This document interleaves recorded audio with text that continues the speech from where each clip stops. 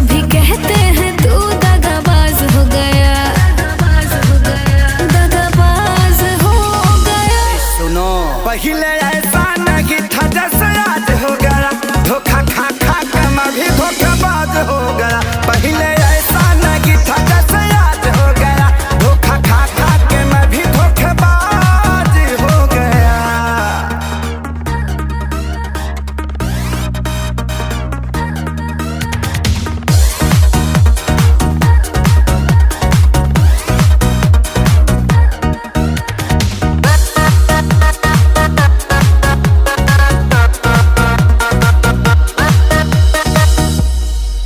लड़के भी लड़कियों को फंसाते हैं, सब पाते ही वो छोड़ जाते हैं। हम अकेले पाते हैं क्या?